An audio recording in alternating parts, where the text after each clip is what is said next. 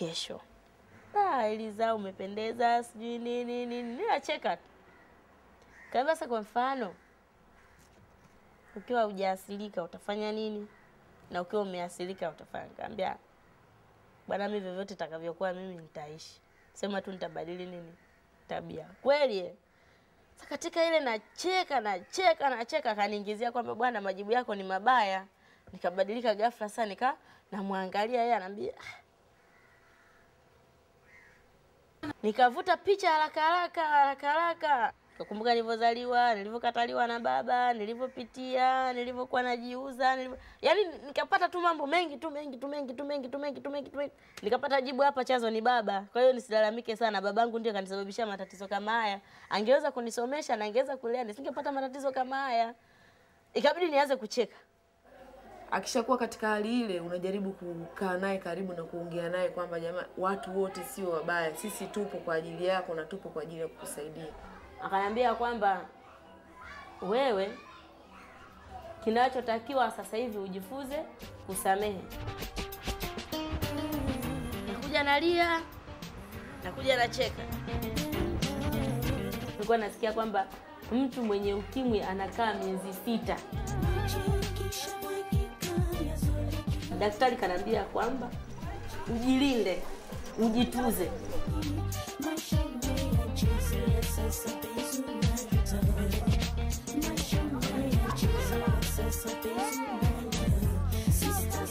Vijana wengi wanafanya mazoezi, naamini kwamba ni hawajihusishi na vitu vingine, yani vibaya kama vile katika makundi ya mabangi, sigara nini. Hawatumii vitu kama hivyo kwa sababu muda mwingi sana anatumia huku mazoezini, na mtu ukirudi huku kama kweli umefanya mazoezi, sidhani kama utaweza ukatamani yani vitu vingine. Kama ulifikiria leo labda nienda nikamuone Shabani, lakini ukija huku mazoezini ukirudi umechoka, kwa hiyo hata huyo Shabani umtaki tena kuyo. Zuri yeye kaambiliki wala sikiki banyumbani mikiki kasauja kwamba kuna uzee na kwamba ujana ni maji ya moto. Marafiki wanakufa wengi sana, wamekufa. Sasa ndo nafikiria kwa nini sasa wafe wao wakati mimi mwenye virusi bado naendelea kuishi. Nikagundua kwamba siri ni kwa sababu mimi nimejitambua, na ndio maana najiona kama vile sio wakufa leo wala kesho. Ni muasilika lakini sio muasilika, kwa sababu ninatembea kama binadamu wengine, nakaa kama binadamu, natufanya kazi kama binadamu wengine. Kwa hiyo mimi sitegemei kama nitakufa na ukimwi.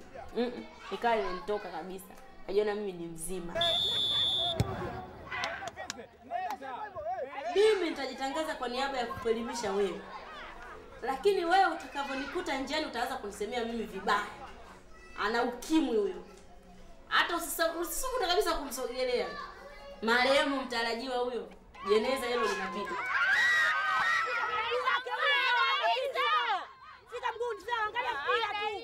Timu yetu sisi tulianzia katika shida na taabu. Tulikuwa wachezaji hatutimii, sasa hivi tunacheza wachezaji 9. Tunaumia, lakini kwa sababu timu yetu tunaipenda, tunajikaza ni hivyo hivyo. Hata kama tumeumia, mtu uko uwanjani umeumia, basi unaendelea kucheza hivyo hivyo. Inakuja timu inanipa viatu, inanipa sengine shilingi 50,000, ninakula lakini siendi.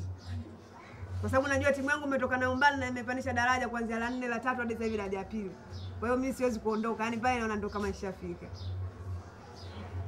Eliza ni beki mzuri, lakini saa nyingine anakuwa kama anajisahau. Kama juzi sijui alikuwa na mawazo gani mpaka akajifunga mwenyewe. Sasa katika kupiga ule mpira naweza nikasema sikukaza mguu, lakini ningekaza mguu mpira ulikuwa unatoka nje. Ndio maana bahati mbaya kaingia ndani. Kipa wako alijisikiaje? Alalamika sana, ajisikia uchungu kwa sababu kaona ndugu yake tena anaanza kumshambulia. Inakuwa hatari.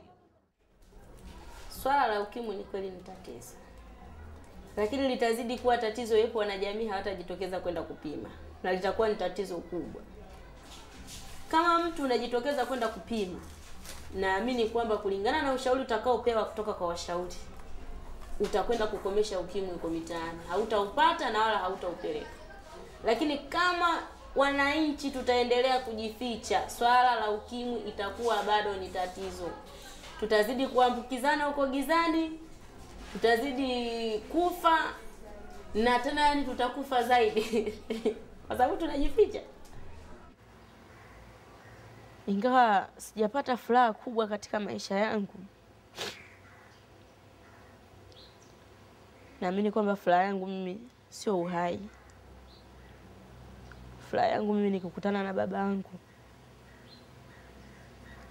na kuishi maisha mazuri na kupata kazi ambayo inaweza ikanisaidia nikawa na mimi ni moja kati ya wale ambao wanaweza kujulikana katika hii dunia pamoja na historia yao.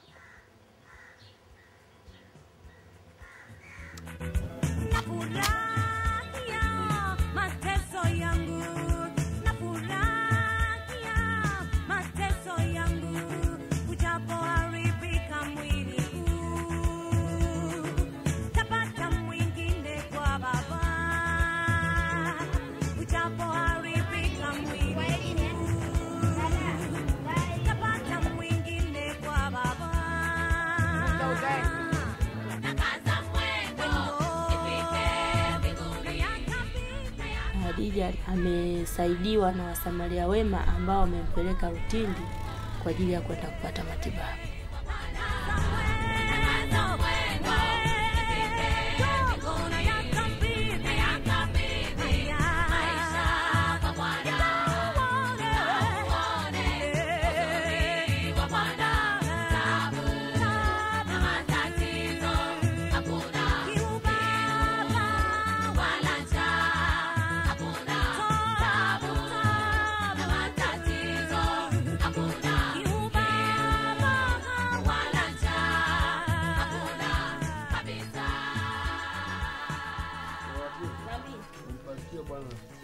Shughuli yako ambayo ulikuwa unafanya ukiwa kule mtaani nyumbani?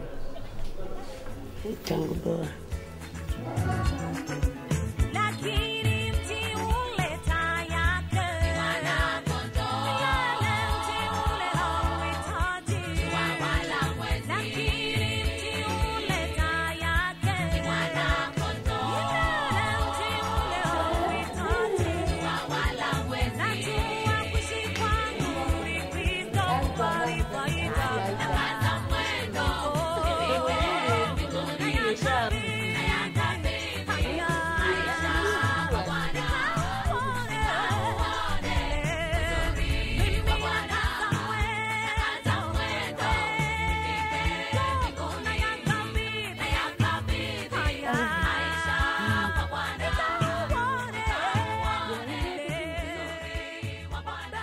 Kama mimi ningekuwa naamua, kwanza pale na wakusanya wote.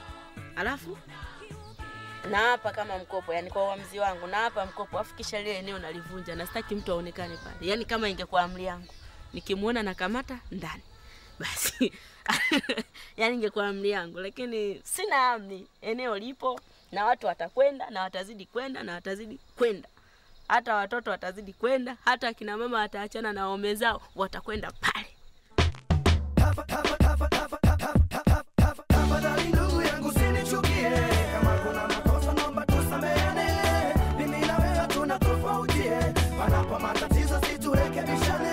Tafadhali ndugu yangu usinichukie, tafadhali ndugu yangu usinichukie, tafadhali ndugu yangu usinichukie.